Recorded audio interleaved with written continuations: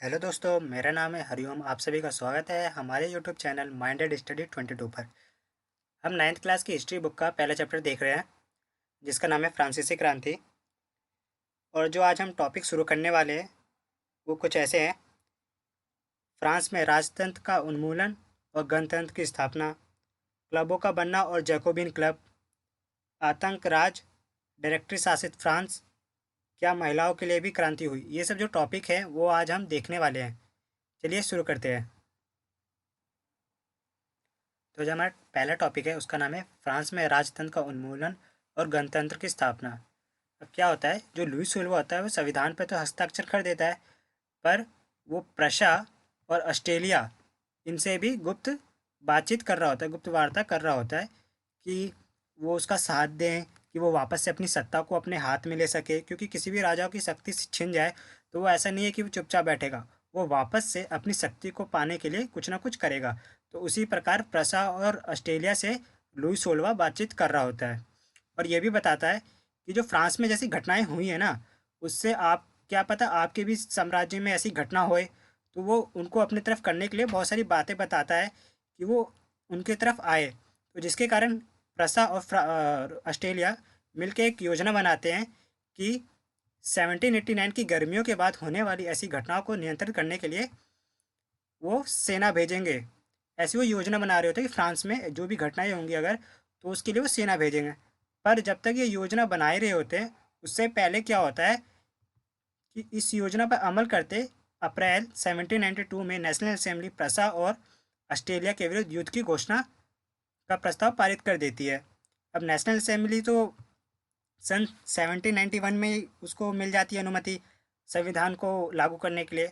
और उसके बाद जब तक उसे पता चलता है कि ऐसा होने वाला है, तो सन 1792 में ही वो नेशनल असेंबली प्रसा के खिलाफ और ऑस्ट्रेलिया के खिलाफ युद्ध का घोषणा कर देती है। अब युद्ध के लिए उससे सैनिक चाहिए होते हैं, तो उसके लिए क्या होता है, अब प्रांतों से हजारों स्वयंसेवी सेना में भर्ती होने लगे। अब जो भी फ्रांस के लोग होते हैं वो सेना में भर्ती होने लग जाते हैं। उन्होंने इस युद्ध को यूरोपीय राजाओं एवं कुलीनों के विरुद्ध जनता की जंग के रूप में लिया। अब उन्होंने इतना सह चुके थे वो कि राजाओं द्वारा शोषण, कुलीनों द्वारा शोषण, जिसके कारण वो बहुत ही खफा हो जाते हैं और राजाओं और कुलीनों के लिए लड़ने के लिए शुरू हो जाते हैं। उनके होठों पर देशभक्ति के जो तराने थे, उनमें से कवि रॉजर द लाइल द्वारा रचित मार्सिले भी थी। अब क्या होता है, जैसे भारत में भी आज़ादी की लड़ाई लड़ी गई थी, तो उन्होंने भी देशभक्ति गाने गाए थे। तो वैसे जो तराने थे फ्रांस में भी, उन्होंने भी देशभक्ति गाने शुरू किए।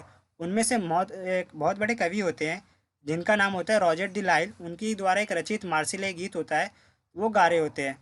और जो जो ये गीत होता है, ये गीत क्या होता है, ये पहली बार मार्सिलेस मार्सिलेस के जो स्वयंसेवी होते हैं वो पेरिस की तरफ अब जा रहे होते हैं, तो ये गीत गा रहे होते हैं। तो इसका नाम भी मार्सिले पड़ जाता है। और अब ये फ्रांस का राष्ट्रीय गान भी है। चलिए नेक्स्ट स्लाइड देखते हैं। क्रांतिकारी युद्ध से जनता को भारी क्षति एवं आर्थिक कठिनाइयां झेलनी पड़ी। अब क्या होता है कि जब युद्ध होगा तो किसी भी मतलब देश में आर्थिक क्षति तो होगी होगी। इससे फ्रांस में भी आर्थिक क्षति होती है। जनता को भारी क्षति एवं आर्थिक कठिनाइयों का सामना करना पड़ता है।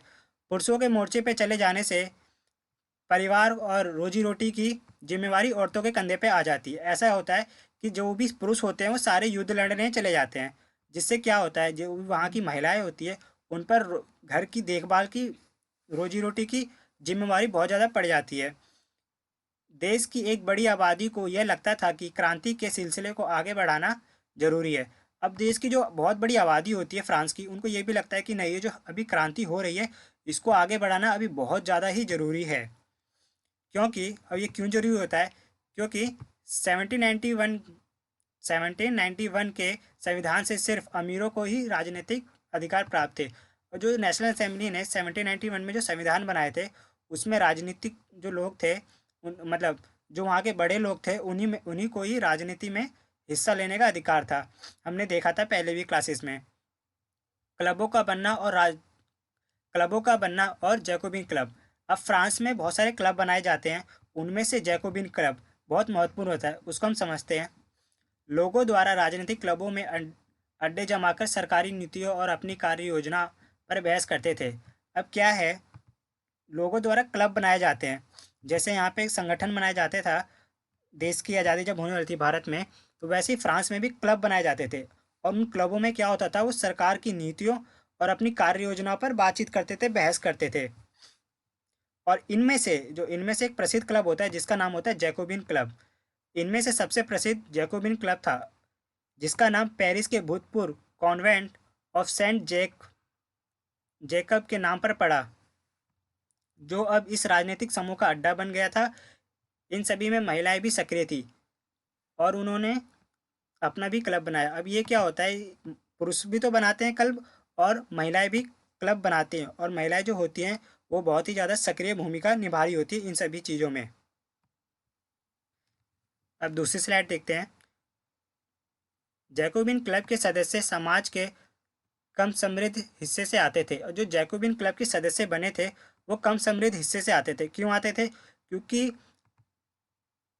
जिन्हें राजनीतिक अधिकार मिले थे वो तो कुलीन वर्ग से थे, बहुत बड़े वर्ग से थे। और और जो जैकोबिन क्लब था उनको कोई अधिकार नहीं था, और जो जैकोबिन क्लब बना था वो इसलिए ही बना था कि उनको अधिकार मिले, सामाजिक राजनीतिक अधिकार मिले। इसलिए ये जो क्लब के लोग थे इसमें छोटे लोग थे, और इनमें कैसे कैसे लोग थे छोटे, वो देखते हैं हम। इनमें छोटे दुकानदार, कारीगर, जूते बनाने वाले, पेस्ट्री बनाने वाले, घड़ी साज, छपाई करने वाले, नौकर, दिहाड़ी मजदूर, ये सभी छोटे छोटे लोग जैकोबिन क्लब में शामिल थे। और इनका नेता कौन बना था? किसी भी क्लब बनता है तो उसका कोई नेता होता है, वैसे ही जैकोबिन क्लब का भी एक नेता बना, जिसका नाम था max million Robespierre. Max million जो रॉबेस्पियर है, ये इस क्लब का नेता बनता है। और देखिए, जब ये एक नेता बनने के बाद और भी इसकी महत्वपूर्ण भूमिका है, उसको हम आगे पढ़ेंगे, और इसका नाम ध्यान रखना।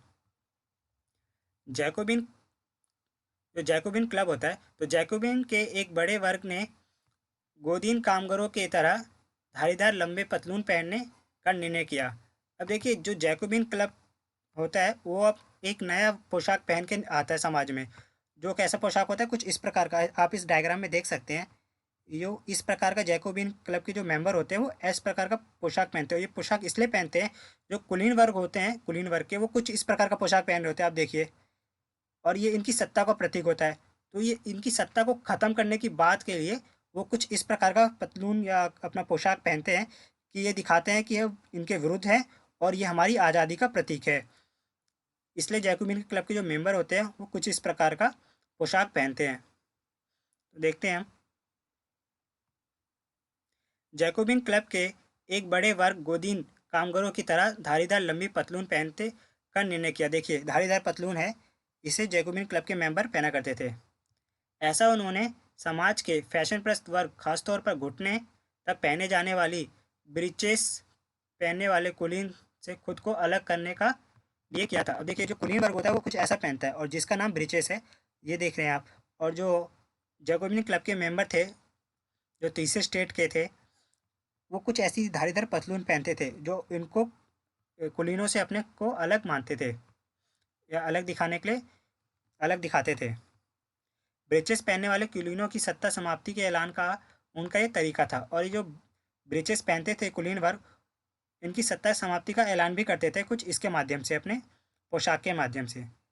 जैकोबिनो शॉ क्लॉथ के नाम से जाने गए। जो जैकोबिन थे, इनको शॉ क्लॉथ के नाम से भी जाना गया, जिनका शाब्दिक अर्थ होता है बिना घुटने वाले। क्योंकि इसमें देखिए आप, यहाँ पे जो जूते जैसा यहाँ पे लगता है, और यहाँ तक ये लगता है हाफ पैंट है, इसके कारण इनका घुटना शो करता था।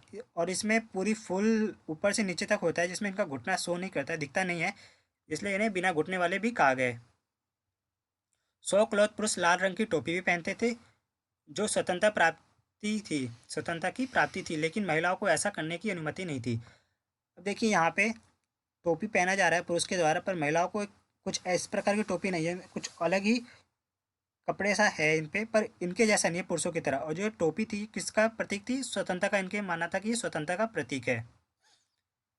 सन 1792 की गर्मियों में जैकोबिनों ने बढ़ती महंगाई एवं खाद्य पदार्थों के अभाव से नाराज पेरिस वासियों को लेकर विशाल हिंसक विद्रोह की योजना बनाई। अब क्या होता है, गर्मियों के मौसम में खाद्य पदार्थ नहीं होते, इन पे अभाव होता है इनका, और महंगाई एकदम चरम सीमा पे होती है। महंगाई फ्रांस में बहुत ज़्यादा बढ़ रही होती है, जिसके कारण क्या होता है, ये एक योजना बनाते हैं पेरिसवासियों को साथ लेकर कि एक विशाल क्रांतिकारी विद्रोह किया जाएगा। चलिए एक नेक्स्ट स्लाइड देखते हैं। अब ये जिस विद्रोह की बात कर रहे होते हैं, तो 10 अगस्त की तारीख की सुबह उन्होंने ट्यूलेरिये के महल पर धावा बोल दिया। ट्यूलेरिये महल है जिसमें लुइस सोलवा रहता है, तो उस महल पर ये धावा बोल देते हैं। राजा के रक्षकों को मार डालते हैं। अब देखिए, जो राजा के रक्षक होते हैं उन्हें ये मार डालते हैं और राजा को कई घंटों तक बंधक बनाए रखते हैं। और जो राजा होता है लुइस सोलवा, उसको कई घंटों तक बंधक भी बना कर रखते हैं। बाद में असेंबली ने बाद में असेंबली ने शाही परिवार को जेल में डाल देने का प्रस्ताव भी पारित करते हैं। उसके बाद क्या होता है, कई घंटों तक तो जेल बंधक बना के रखते हैं। फिर जो असेंबली होती है इनकी, वो ऐसी योजना बनाती है कि चलो अब इन्हें शाही जेल में डाल दिया जाएगा। तो फिर इसके बाद पूरे शाही परिवार को जेल में डाल दिया जाता है। उसके बाद क्या होता है, अब नए चुनाव कराए जाते हैं और नया संविधान लिखा जाता है। जो नेशनल असेंबली बनी होती है उसको ख़त्म कर दिया जाता है और नया चुनाव कराया जाता है। अब नए चुनाव कराए गए 21 वर्ष से अधिक उम्र वाले सभी पुरुष, चाहे उनके पास संपत्ति हो या नहीं हो, सभी को मत देने का अधिकार दिया जाता है। अब इस जो नया चुनाव कराया जाता है, तो उसमें 21 वर्ष से पहले तो 25 वर्ष था, अब 21 वर्ष कर दिया गया। और पहले अमीर वर्ग या 3 दिन की दिहाड़ी के बराबर जो टैक्स देता था उसको वोट देने का अधिकार था, पर अब ऐसा नहीं, चाहे उस पर धन हो नहीं हो, सभी को मत देने का अधिकार हो जाता है इस बार। नवनिर्वाचित असेंबली को कन्वेंशन नाम दिया गया। अब जो नवनिर्वाचित असेंबली बनाई गई उसका नाम क्या दिया गया, कन्वेंशन नाम दिया गया। 21 सितंबर 1792 को इसने राजतंत्र का अंत कर दिया और फ्रांस को एक नए गणतंत्र घोषित किया। अब 21 सितंबर सन 1792 को इसने राजतंत्र का अंत कर दिया, राजतंत्र का खात्मा कर दिया, क्योंकि जेल में डाल दिया राजा के पूरे परिवार को। और उसके बाद फ्रांस में गणतंत्र की स्थापना की घोषणा कर दी इन्होंने। लुइस सोलवा ने न्यायालय द्वारा देशद्रोह, जो लुइस सोलवा होता है, तो उसको न्यायालय द्वारा देशद्रोह का आरोप लगाया जाता है कि वो देशद्रोही था, क्योंकि ये अपने देश पे दूसरे देशों के साथ प्रशा और ऑस्ट्रेलिया के साथ ये यहाँ पे धावा बोलने वाला था, युद्ध करने वाला था। तो इसको देशद्रोही माना जाता है और इसको जेल में डाल दिया जाता है। उसके बाद क्या होता है, 21 जनवरी को 1793 में पैलेस द लॉ कॉनकॉर्ड में उसे सार्वजनिक रूप से फांसी दे दी जाती है। अब लुइस सोलवा को फांसी पर चढ़ा दिया जाता है। उसके बाद क्या होता है, कुछ समय बाद ही मैरी एंटोनेट को भी यही असर होता है, मैरी एंटोनेट को भी फांसी पर चढ़ा दिया जाता है। अब क्या होता है कि वहाँ पे नई सत्ता, नया राजा, सॉरी, अब फ्रांस में नेशनल असेंबली का जो राज चल रहा होता है वो ख़त्म हो जाता है और नया राज शुरू होता है जैकोबिन क्लब वालों का, जिसको आतंक का राज कहा गया। अब क्यों कहा गया आतंक का राज, उसे समझते हैं। सन 1793 से सन 1794 तक इस काल को आतंक का राज कहा गया। अब क्यों कहा गया, इसको जरा हम समझते हैं। मैक्समिलियन रोबेस्पियर मैक्समिलियन रोबेस्पियर ने फ्रांस को नियंत्रण करना शुरू कर दिया एवं दंड की सख्त नीति अपनाई। अब क्या होता है, ये उसका जैकोबिन क्लब का नेता होता है। अब ये फ्रांस पे अपना नियंत्रण करना शुरू कर देता है और जितने भी दंड की नीति होती है उसको बहुत सख्ती से ये लागू करता है। इसके हिसाब से जो भी गणतंत्र के शत्रु थे, जैसे कुलीन, पादरी, राजनीतिक दलों के सदस्य, उन सभी को, जो भी मतलब गणतंत्र के विरोधी माने जाएंगे, तो उन सभी को गिरफ्तार करके जेल में डाल दिया गया और क्रांतिकारी न्यायालय द्वारा उन पर मुकदमा चलाया गया। अब जो भी इसके विरुद्ध जाते थे या फिर कोई नियम इसका अवहेलना करते थे, तो उन सभी को जेल में डाल दिया जाता था। और फिर उसके बाद किया जाता था, उन्हें दोषी ठहरा के गिलोटिन पर चढ़ा दिया जाता था। और गिलोटिन पर चढ़ाने के बाद उनका सर कलम कर दिया जाता था। अब गिलोटिन क्या होता है, जरा इस डायग्राम को हम देखते हैं। ये गिलोटिन कुछ ऐसी मशीन होती है जिसमें व्यक्ति, कोई भी अगर दोषी होता था तो उसको इस पर लिटा दिया जाता था, ऊपर से ये गिरता था और उसकी गर्दन कट जाती थी, उसकी गर्दन कलम हो जाती थी। तो ये गिलोटिन नाम कैसे पड़ा उसको देखते हैं हम। तो ये गिलोटिन एक मशीन है, इसके आविष्कारक डॉक्टर गिलोटिन के नाम पर पड़ी, जिनका नाम डॉक्टर गिलोटिन होता है, उन्हीं के नाम पर ये मशीन का भी नाम पड़ता है, गिलोटिन मशीन।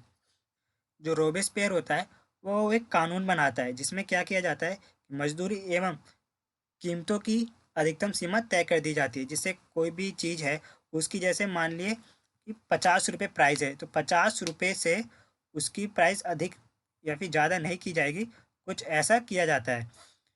तो ये एक ऐसा कानून बना के लाता है रोबेस्पियर। चलिए नेक्स्ट स्लाइड देखते हैं। जो रोबेस्पियर होता है, वो जो कानून लाया होता है कि एक निर्धारित रकम रखी जाएगी, कीमत रखी जाएगी किसी भी चीज़ की, तो उससे क्या होता है, गोश्त एवं पाव रोटी की राशनिंग कर दी जाती है। फिर उसके बाद क्या किया जाता है, गोश्त एवं पाव रोटी की कीमतों की राशनिंग कर दी जाती है। जैसे हमारे यहाँ कोटा सिस्टम है, राशन दिया जाता है 2 रुपये 3 रुपये पे चावल गेहूँ चीनी आटा, मतलब दालें। तो उस समय गोश्त और पाव रोटी जो होती है उसकी भी राशनिंग कर दी जाती है। किसानों को अपना अनाज शहरों में ले जाकर सरकार द्वारा तय कीमत पर बेचने के लिए बाध्य किया जाता है। अब जो किसान जो अपना खेती करते थे और जो उनका अनाज होता था, तो वो क्या किया जाता था कि शहरों में बेचने के लिए उनको कहा जाता है, और सरकार द्वारा एक कीमत लगाई दी जाती है कि जैसे कोई अनाज है, जैसे गेहूँ है, तो गेहूँ की कीमत जैसे मानिए 500 रुपये रख दी, और इसी कीमत पर वो अपना 100 किलो इसी कीमत पर बेचेगा, ऐसा किया गया। और महंगे सफ़ेद आटे के इस्तेमाल पर रोक लगा दी गई। जो महंगा सफ़ेद आटा था उसके इस्तेमाल पर भी रोक लगा दी गई। सभी नागरिकों के लिए साबुत गेहूं से बनी और बराबरी का प्रतीक माने जाने वाली समता रोटी खाना अनिवार्य कर दिया गया। अब क्या किया जाता है कि एक साबुत गेहूं से जो रोटी बनती थी उसको सभी के लिए अनिवार्य किया गया, सभी व्यक्ति के लिए अनिवार्य किया गया। और जी उसका नाम क्या था, समता रोटी, मतलब समानता की रोटी। ये अनिवार्य कर दिया गया रोबेस्पियर के शासनकाल में। और ये बड़ी ही सख्ती से कानून लागू होता था, जिसके कारण वहाँ के लोगों को अधिक परेशानियाँ भी होती थी। बोलचाल और संबोधन में बोलचाल और संबोधन में भी बराबरी का आचार व्यवहार लागू कराने के लिए कोशिश की गई। अब जैसे बोलचाल होती है वहाँ की, तो बड़े वर्ग को इज्जत दे के निम्न वर्ग से दुर्व्यवहार किया जाता था, तो उसको बराबर करने के लिए भी वहाँ पे कानून लाने की बात की गई। परंपरागत मॉन्स्यूर जिसे महाशय कहते हैं एवं मदाम जिसे महोदय कहते हैं, तो उसके स्थान पर पुरुषों को सितोयेन मतलब नागरिक एवं महिलाओं को सितोयेनी मतलब नागरिका नाम से संबोधित किया जाना लगा। अब जो पहले इस नाम से जाने जाते थे मोन्स्यूर और मदाम, उसके जगह अब सितोयेन और सितोयीन करके संबोधित किया जाने लगा फ्रांस में। चर्चों को बंद कर दिया गया, और उन जो चर्च थे वहाँ पे उनको बंद कर दिया गया, और उनकी जगह उनके जो भवन थे उनको बैरक या दफ्तर बना दिया गया। रोबेस्पियर ने अपनी नीतियों को इतनी सख्ती से लागू किया कि उसके जो समर्थक थे वो भी त्राही त्राही कर बात करने लगे। अब क्या होता है, वो जो भी नियम कानून लाता था वो बहुत ज़्यादा ही सख्त लाता था, जिसके कारण जो उसके समर्थक थे, जो रोबेस्पियर का समर्थन भी करते थे, वो भी उसकी नियम कानून का आलोचना करने लगे। अब क्या होता है, जिसके कारण जुलाई 1794 में न्यायालय द्वारा उसे दोषी ठहराया गया और गिरफ्तार करके अगले ही दिन उसे गिलोटिन पर चढ़ा दिया गया। अब देखिए, वो कुछ तानाशाही शासन करने लग जाता है रोबेस्पियर, जिसके कारण क्या होता है, जो न्यायालय होता है वो उसके दोषी ठहराता है और उसको भी गिलोटिन पर चढ़ा देता है। अब रोबेस्पियर के भी शासन खत्म हो जाती है उसको गिलोटिन पर चढ़ाने के बाद। अब इसके बाद फ्रांस में एक और शासक उत्पन्न होता है, जिसको अब हम देखते हैं, डायरेक्टरी शासित फ्रांस। अब डायरेक्टरी मतलब क्या होता है, मध्य वर्ग से होता है डायरेक्टरी का मतलब मध्य वर्ग। तो देखते हैं, जैकोबिन सरकार के पतन के बाद मध्य वर्ग के संपन्न तबके के पास सत्ता आ गई। अब जो जैकोबिन होता है, जो जैकोबिन क्लब होता है, उससे जो रोबेस्पियर निकलता है नेता, और वो फ्रांस पर अपना शासन करता है। अब उसको तो उसके कानूनों के विरुद्ध न्यायालय द्वारा फांसी पर चढ़ा दिया जाता है। उसके बाद मध्य वर्ग वहाँ पे अस्तित्व में आता है, मध्य वर्ग, जिसमें मध्य वर्ग में भी कौन, संपन्न वर्ग जो होते हैं वो अपने हाथ में सत्ता लेते हैं। उसके बाद क्या होता है, ये फिर से नया संविधान बनाते हैं फ्रांस में। तो नए संविधान के तहत संपत्तिहीन तबके को मताधिकार से वंचित कर दिया। अब वापस से जो संपत्तिहीन तबका होता है फ्रांस में, उनको मत देने का अधिकार तो ये देता है जैकोबिन क्लब वाले, पर ये जो आते हैं डायरेक्टरी, ये उनको मत देने के अधिकार से फिर से वंचित कर देते हैं। इस संविधान में दो चुनी गई विधान परिषद का प्रस्ताव था। अब जो ये संविधान बनता है इसमें दो चुनी हुई विधान परिषद होती है, और पांच पांच स्थान वाली कार्यपालिका डायरेक्टरी नियुक्त की जाती है। अब जो डायरेक्टरी होती है, इसका झगड़ा अक्सर ना विधान परिषद से होता रहता था। ये जो डायरेक्टरी थी 5 मेंबरों वाली, इसका झगड़ा अक्सर विधान परिषद से होता रहता था, जिसके कारण ना ये जो डायरेक्टरी राजनीतिक अस्थिरता से सैनिक तथा तानाशाही नेपोलियन बोनापार्ट के उदय का मार्ग प्रशासित हुआ। अब इस जो बना ये भी डायरेक्टरी, इसमें भी मतभेद होते रहते थे, जिसके कारण नेपोलियन बोनापार्ट इसका उदय होता है। इसको हम आगे समझेंगे। नेपोलियन बोनापार्ट को समझने से पहले हम देख लेते हैं एक और पॉइंट। क्या महिलाओं के लिए भी क्रांति हुई? जो उस समय फ्रांस में महिलाओं के साथ दुर्व्यवहार हो रहा था, उनको उनको भी ना मताधिकार देने का अधिकार था, ना उनको राजनीति में कुछ तरीके का अनुमति थी आने की। तो उनके लिए भी क्या क्रांति हुई? आइए हम उस पॉइंट को देखते हैं। महिलाएं शुरू से ही फ्रांसीसी समाज में अहम परिवर्तन लाने वाली गतिविधियों में सक्रिय थी। मतलब महिलाएं तो शुरू से उसमें परिवर्तन लाने वाले में सक्रिय थी, परंतु उन्हें किसी भी तरह का अधिकार नहीं दिया जा रहा था। तीसरे स्टेट की अधिकांश महिलाएं जीविका निर्वाह के लिए काम करती थी। जो तीसरा स्टेट था, पहला स्टेट पादरी, दूसरा स्टेट कुलीन, तीसरा स्टेट जो होता है, तो तीसरे स्टेट में अधिकांश जो महिलाएं होती है वो अपना जीवन निर्वाह करने के लिए काम तो करती हैं। वे कैसे काम करती हैं? सिलाई बुनाई के कपड़े, सिलाई बुनाई, कपड़ों की धुलाई, बाजारों से फल फूल सब्जियां बेचती थी, अथवा वो व्यापार करती थी। वो ऐसे काम कर रही होती हैं महिलाएं। अधिकांश महिलाओं को पढ़ने लिखने तथा व्यावसायिक प्रशिक्षण की अनुमति नहीं थी। अब क्या होता है, महिलाओं को पढ़ने लिखने की, ये तो बहुत समय से चलता आ रहा था कि महिलाओं को पढ़ने लिखने का अधिकार नहीं था और उनको व्यवसाय करने का भी अधिकार नहीं था। कुलीनों की लड़कियों अथवा तीसरे स्टेट की धनी परिवार से, जो धनी परिवार की लड़कियां होती है, उन्हें पढ़ने का अधिकार था, मतलब वो पढ़ लिख सकती थी। पर जो उससे भी जो तीसरा स्टेट होता है, उसमें भी तीन स्टेट बटे होते हैं। उसमें से जो पहला स्टेट होता है वो थोड़ा धनी होता है और संपन्न होता है, पढ़ा लिखा भी होता है। तो इनको, लड़कियों को तो पढ़ने का अधिकार होता है, पर इनके नीचे जो दो होते हैं, इनको पढ़ने का अधिकार नहीं होता है। कामकाजी महिलाओं को अपने परिवार का पालन पोषण भी करना पड़ता था। जो अब ये क्या है, ये जो महिला है कामकाज तो करती थी ये दो स्टेट की, और साथ ही साथ इनको अपने परिवार का पालन पोषण करना होता था। जैसे काम पे जाने से पहले खाना बनाना, बच्चों को तैयार करना, मतलब घर का कामकाज करना, जो भी बहुत सारे काम थे, उन्हें पहले अपने घर का काम तो करना पड़ता ही पड़ता था, और उससे उसके बाद वो अपना काम भी करती थी।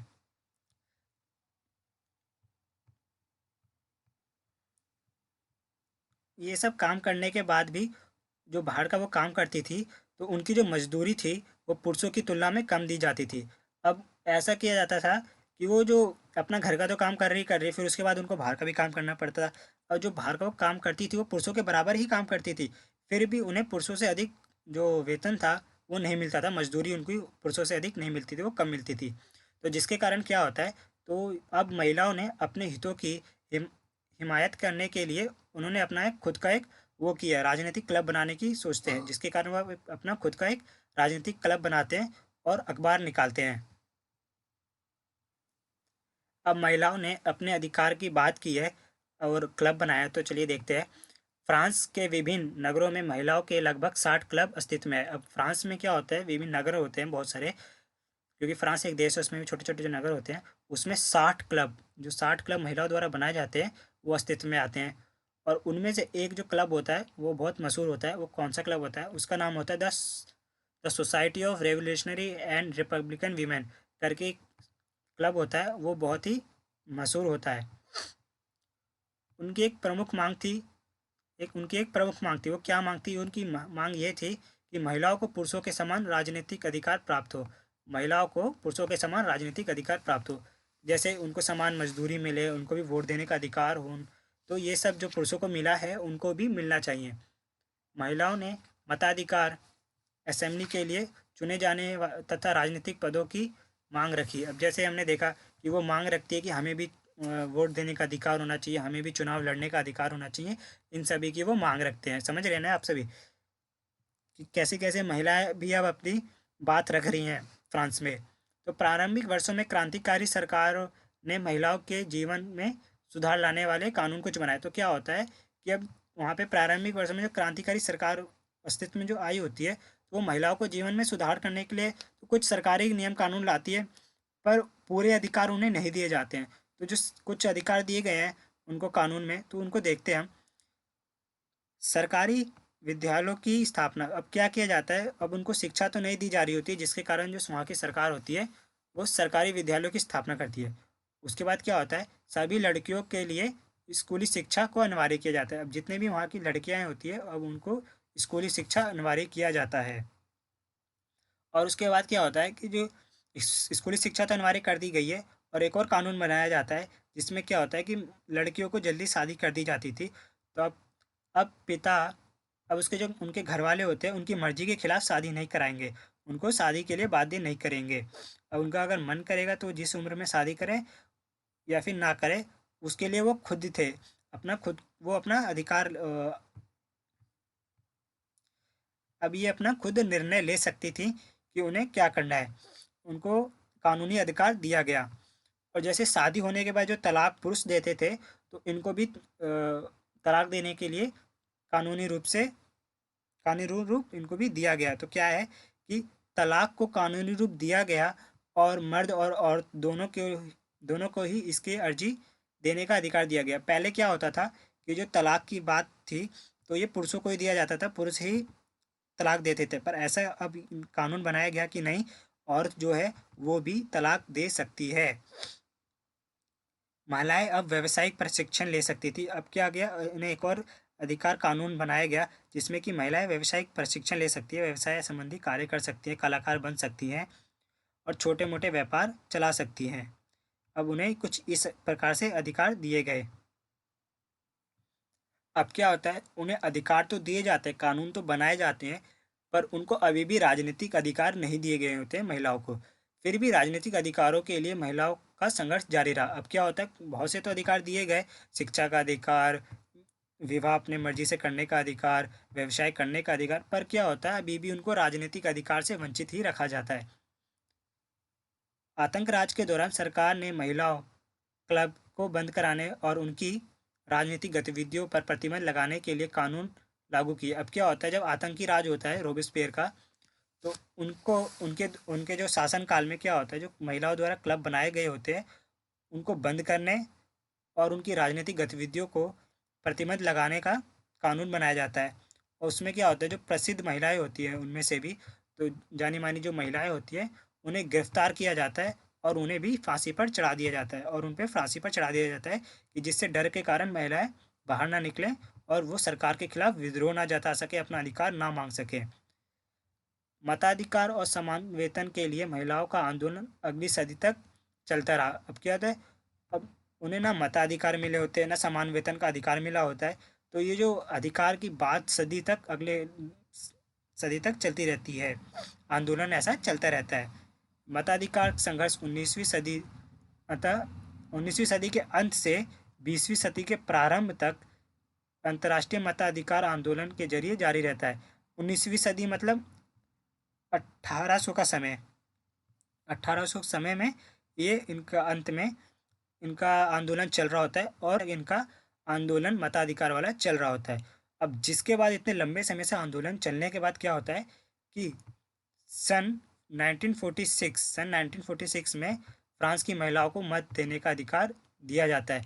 अब इतने लंबे समय तक इनके आंदोलन के बाद महिलाओं को 1946, जब देखिए भारत आज़ाद होने वाला होता है, तब जाके इन्हें फ्रांस की महिलाओं को 1946 में मत देने का अधिकार मिलता है।